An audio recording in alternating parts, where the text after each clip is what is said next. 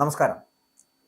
സ്വർണ്ണക്കൊള്ള അതിൻ്റെ അന്വേഷണം എങ്ങും എത്തിയില്ലെങ്കിൽ രാഹുലിനെ വീണ്ടും അറസ്റ്റ് ചെയ്യും, അല്ലെങ്കിൽ അതുപോലുള്ളവരെ വീണ്ടും വീണ്ടും അറസ്റ്റ് ചെയ്തുകൊണ്ടേയിരിക്കും. പിണറായി വെടി നേരത്തെ പൊട്ടിച്ചു. സത്യത്തിൽ ഇങ്ങനൊരു ക്യാപ്ഷൻ മാത്രമേ ഇതിനകത്ത് കൊടുക്കാൻ പറ്റൂ. കാരണം രാഹുൽ മാങ്കൂട്ടത്തിലുമായി വരുന്ന വിഷയമാണ്. രാഹുലിൻ്റെ വീഴ്ചയിൽ കലാശിച്ചത് എന്താണ് എന്ന് ചോദിച്ചാൽ, സകലമാന ചെറ്റത്തരങ്ങളും ചെയ്തു കൂട്ടിയിട്ട് യാതൊരു ഉളുപ്പുമില്ലാതെ മറ്റുള്ളവരെ വെല്ലുവിളിച്ചും അപകീർത്തിപ്പെടുത്തിയും മുന്നോട്ട് പോയതാണ് എന്ന് പലരും പറയുന്നത്. സത്യത്തിൽ സമീപകാലത്ത് കോൺഗ്രസ് ചെയ്ത ഏറ്റവും വലിയ ശരിയാണ് രാഹുലിന്റെ പുറത്താക്കൽ എന്ന് പറയുന്ന പലരുമുണ്ട്.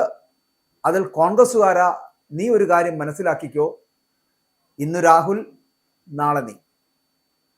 അതാണ് സംഭവിക്കാൻ പോകുന്നത്. മറ്റൊന്നുകൂടി പറയട്ടെ, സ്വർണ്ണക്കൊള്ളയുടെ അന്വേഷണം ഇനി എത്ര കാലം നീണ്ടുപോകുമോ അപ്പോഴൊക്കെയും രാഹുൽ അറസ്റ്റിലായിക്കൊണ്ടേയിരിക്കും. അല്ലെങ്കിൽ രാഹുലിന് പകരം രാഹുലിനെ പോലെ മറ്റൊരാൾ. ഈ രാഹുൽ മാങ്കൂട്ടത്തിനെ വെളുപ്പിക്കുവാനൊന്നും ഒരു ഉദ്ദേശവുമില്ല.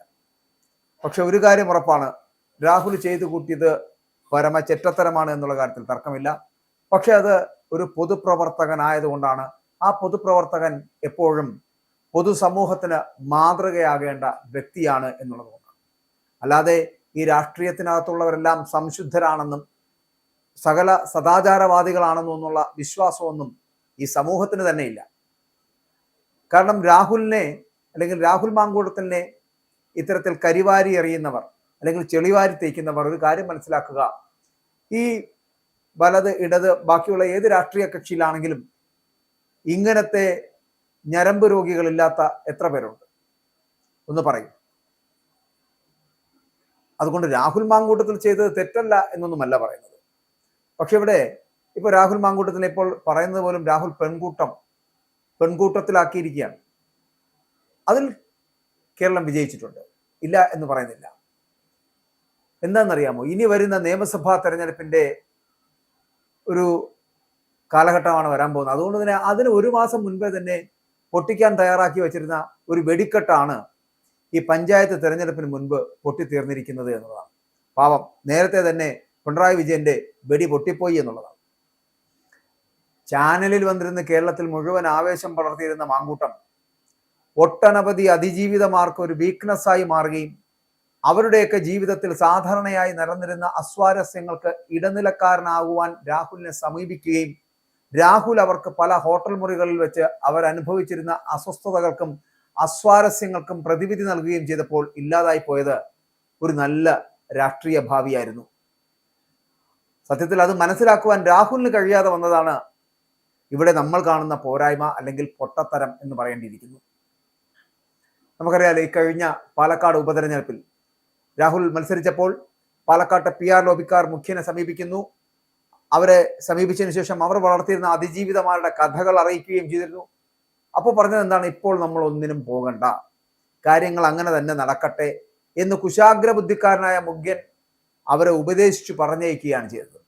മുഖ്യന് നോട്ടം 2026 അസംബ്ലി തെരഞ്ഞെടുപ്പ് ആയതുകൊണ്ട് തന്നെ ഉപതെരഞ്ഞെടുപ്പിൽ ഈ പറയുന്ന പോലെ രാഹുൽ മാങ്കൂട്ടത്തിൽ വിജയിച്ചാലും നമുക്ക് കുഴപ്പമൊന്നുമില്ല എന്ന് തന്നെയാണ് തീരുമാനമെടുത്തത്. കാരണം മുഖ്യന്റെ ലക്ഷ്യം അതിനെക്കാട്ടും വലുതാണ്. മൂന്നാമതൊരിക്കൽ കൂടി ഇവിടെ ഭരിക്കണം, ജനങ്ങളെ സേവിക്കണം, അതായിരുന്നു. പക്ഷെ അന്ന് പാലക്കാട് വെടിപൊട്ടിച്ചാൽ, രാഹുൽ എങ്ങാനും തോറ്റുപോയാൽ പിന്നെ അസംബ്ലി തിരഞ്ഞെടുപ്പ് വരുമ്പോൾ ആരുടെ മെക്കെട്ട് കയറും എന്നത് ഭരണകക്ഷിക്ക് നല്ല ബോധ്യമുണ്ടായിരുന്നു. അതുകൊണ്ടാണ് ഇന്ന് പൊട്ടി തകർന്നു കിടക്കുന്ന ഈ വെടിക്കെട്ട് അന്ന് പൊട്ടിക്കാത്തത് എന്നുള്ളതാണ്. അപ്പോൾ ആ കളികളൊക്കെ മനസ്സിലാക്കിയ പ്രതിപക്ഷ നേതാവ് ഒരു മുഴം മുന്നേ എറിഞ്ഞുകൊണ്ട് രാഹുലിനെ ആദ്യം അങ്ങ് സസ്പെൻഡ് ചെയ്യുകയും പിന്നീട് ഡിസ്മിസ് ചെയ്യുകയും ചെയ്തപ്പോൾ വിജയിച്ചത് പ്രതിപക്ഷ നേതാവും കോൺഗ്രസ് പാർട്ടിയും ആ പാർട്ടിയെ ഹൃദയത്തിൽ കാത്തു സൂക്ഷിച്ചു വരുന്ന അണികളുമാണ് എന്ന് പറയാതിരിക്കാൻ കഴിയില്ല.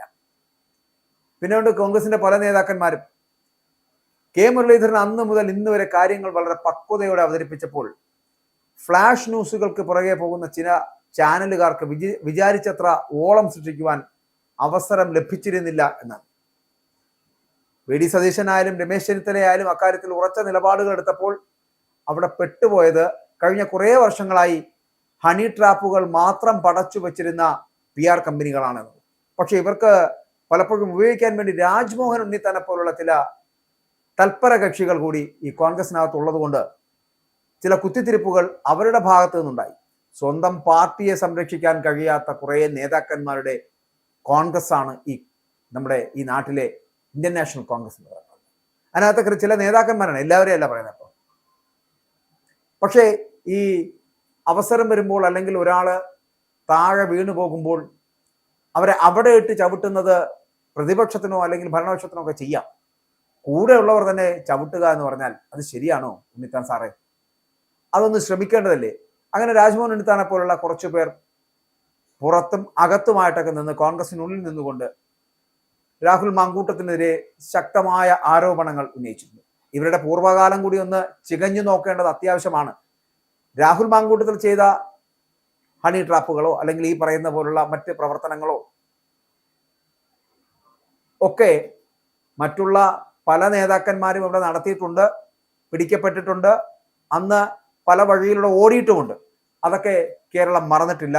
ചരിത്രത്തിന്റെ താളുകളിൽ തങ്കലിപികളിൽ എഴുതി വെച്ചിട്ടുണ്ട് എന്നുള്ള കാര്യം മറന്നു പോകരുത് കേട്ടോ.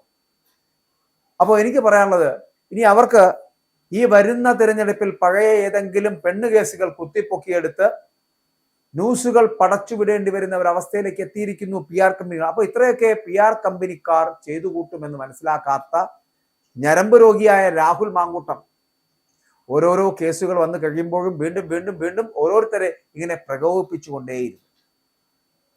ഇങ്ങനെയൊക്കെ ആരോപണങ്ങൾ വരുമ്പോൾ കുറച്ച് നാളത്തേക്കെങ്കിലും ഒരു പ്യൂപ്പാവസ്ഥയിൽ അല്ലേ, ആ പ്യൂപ്പാവസ്ഥയിൽ പോകുവാൻ അവന്റെ അഹങ്കാരം സമ്മതിച്ചുമില്ല. ഇന്നിപ്പോൾ എല്ലാം ഇരന്ന് വാങ്ങിക്കൊണ്ടിരിക്കുന്നു എന്നുള്ളതാണ് പ്രത്യേകത.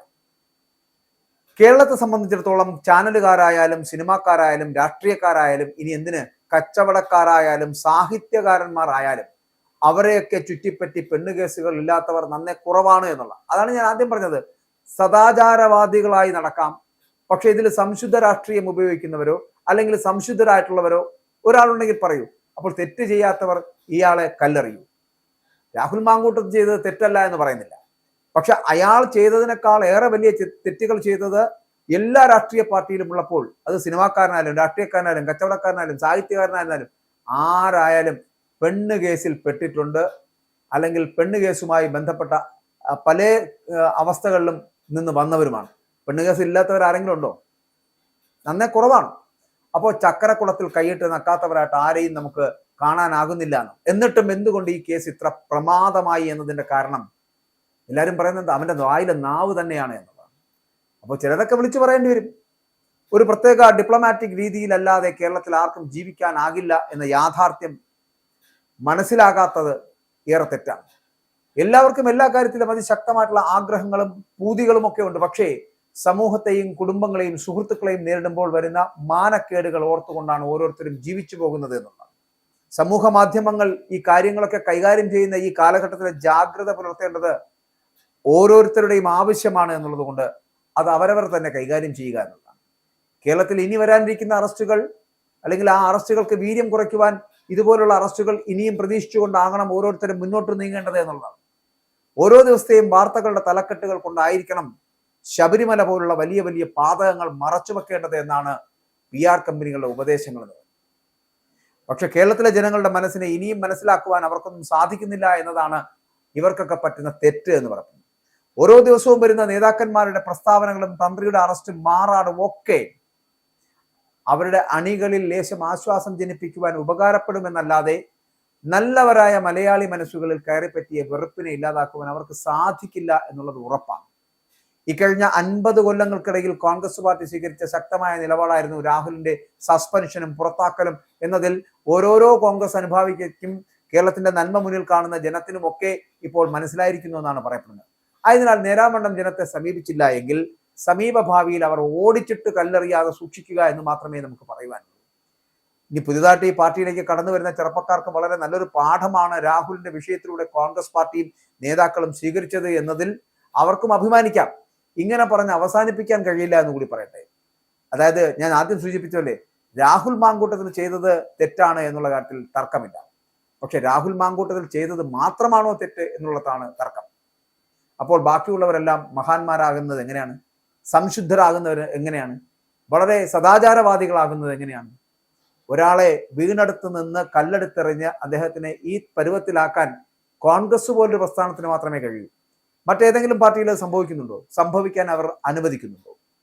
ഒന്ന് ആലോചിച്ച് നോക്കൂ. ഈ രാഹുൽ മാങ്കൂട്ടത്തിൽ വിഷയം വന്നപ്പോൾ തന്നെ CPM-നകത്തും അതുപോലുള്ള വിഷയങ്ങൾ വന്നില്ലേ? ഒരു സഖാത്തിക്കെതിരെ വന്നില്ലേ?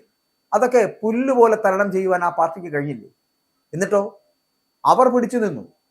CPM-നെതിരെ വരുന്ന ആയുധങ്ങളെ അതേ ആയുധത്തെ അതേ അർത്ഥത്തിലും അതേ അറിവോടും കൂടി തന്നെ തിരിച്ചയക്കാൻ അവർക്ക് കഴിയുന്നുണ്ട് എന്നുള്ളതാണ്. അല്ലെങ്കിൽ CPM-നെതിരെ പ്രയോഗിക്കുന്ന ആയുധം എന്താണോ അതിനെതിരായിട്ട് പ്രയോഗിക്കാൻ കഴിയുന്ന, അല്ലെങ്കിൽ അതിന് മുകളിലേക്ക് പ്രയോഗിക്കാൻ കഴിയുന്ന ആയുധം പ്രയോഗിക്കാൻ കഴിവുള്ളവരാണ് CPM-നകത്തുള്ളത് എന്നതാണ്. അവർക്ക് പ്രതിരോധിക്കുന്നതിന് ഒരു നഷ്ടവുമില്ല. സ്വന്തം പാർട്ടിക്കാരനെ രക്ഷിച്ചെടുക്കുവാൻ കാണിക്കുന്ന ആ വ്യഗ്രതയെ നമ്മൾ തള്ളിക്കളയാൻ പാടില്ല. അങ്ങനെ തന്നെ വേണം.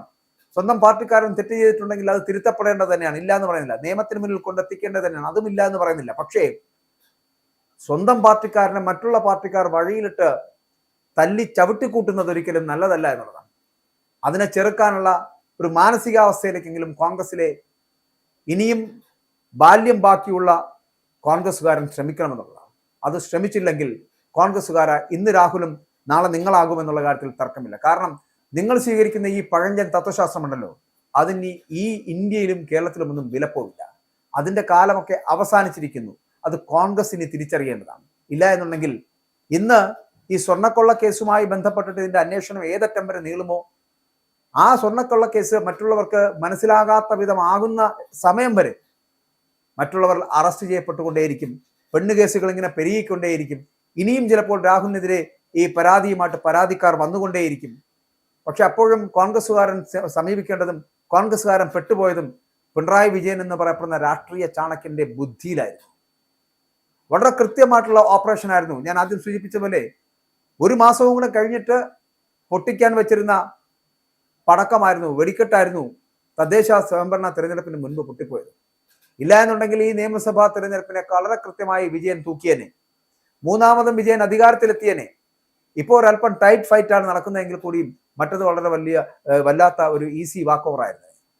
അതിന് മുമ്പ് ആ വെടിക്കെട്ട് പൊട്ടിപ്പോയതാണ് ഇപ്പോൾ വിജയന് പറ്റിയിരിക്കുന്ന അബദ്ധം എന്ന് പറയുന്നത്. എന്തായാലും ഇനിയുള്ള ദിവസങ്ങളിൽ ഈ രാഹുലിന്റെ വിഷയവും വെച്ച് മുന്നോട്ട് പോയാൽ തന്നെ ഒരു 2 മാസം കൂടി ഇങ്ങനെ പോയി കഴിഞ്ഞാൽ തന്നെ 3ാമത്തെ മാസം ഇലക്ഷൻ ആവും. ആ ഇലക്ഷനിൽ വീണ്ടും തിരിച്ചു വരാൻ കഴിയുമെന്നുള്ള വലിയ പ്രതീക്ഷയോടുകൂടിയാണ് ഇടതുപക്ഷം മുന്നോട്ട് പോകുന്നത്. എന്തായാലും രാഹുലിനെ തള്ളിക്കളഞ്ഞവർ, ആ കോൺഗ്രസ്സുകാർ ഒരു കാര്യം മനസ്സിലാക്കുക, നിങ്ങൾക്ക് വേണ്ടി ഗീർവാണം പറയുകയായിരുന്നില്ല രാഹുൽ നിങ്ങളെ പ്രതിരോധിക്കുകയായിരുന്നു. മറ്റുള്ളവരുടെ കയ്യിൽ നിന്നും കോൺഗ്രസ് എന്ന് പറയപ്പെടുന്ന പാർട്ടിക്ക് വേണ്ടി വളരെ കൃത്യമായിട്ടുള്ള അജണ്ട സെറ്റ് ചെയ്യുന്നവർക്കെതിരെ കൃത്യമായിട്ടുള്ള പ്രതിരോധം തീർത്ത് മുന്നോട്ട് പോകുന്ന ഒരു കോൺഗ്രസ്സുകാരനായിരുന്നു എന്നുള്ള കാര്യത്തിൽ തർക്കമില്ല. പക്ഷേ നിങ്ങൾ ചെയ്തത് തെറ്റാണ് രാഹുൽ. അത് നിങ്ങളൊരു സാമൂഹ്യ പ്രവർത്തകൻ, ഒരു പൊതുപ്രവർത്തകൻ ആയതുകൊണ്ട് നിങ്ങൾ മാതൃകയാകേണ്ട വ്യക്തിയായിരുന്നു. അതിൽ തർക്കവുമില്ല. പക്ഷെ അതിന് നിയമപരമായി അദ്ദേഹത്തെ ശിക്ഷിക്കട്ടെ, തെറ്റ് ചെയ്തിട്ടുണ്ടെങ്കിൽ. ഇല്ലാതെ ഒരു പാർട്ടിയിൽ വിശ്വസിച്ച് ആ പാർട്ടിയിൽ ആ ത്രിവർണ പതാക പിടിച്ചതിന്റെ പേരിൽ മാത്രം ജയിലിലേക്ക് പോകുന്നവനാകരുത്. അതുകൊണ്ട് തന്നെ കോൺഗ്രസ്സുകാരൻ ചെയ്തു കൂട്ടിയത് ശരിയാണ് എന്ന് അഭിമാനിക്കുമ്പോഴും ഒന്ന് നിങ്ങൾ തിരിഞ്ഞു നോക്കുക. നിങ്ങൾ തള്ളിക്കളഞ്ഞത് രാഹുൽ മാങ്കൂട്ടത്തിലെ ഒരു യുവ നേതാവിനെയാണ്. അയാൾ തെറ്റ് ചെയ്തുവെങ്കിൽ അയാളെ തിരുത്തേണ്ടതും നിങ്ങൾ ചെയ്യേണ്ടത് തന്നെയായിരുന്നു. പക്ഷെ അത് ചെയ്തില്ല. പകരം നിങ്ങൾ അയാളെ വഴിയിൽ ഉപേക്ഷിക്കുകയായിരുന്നു.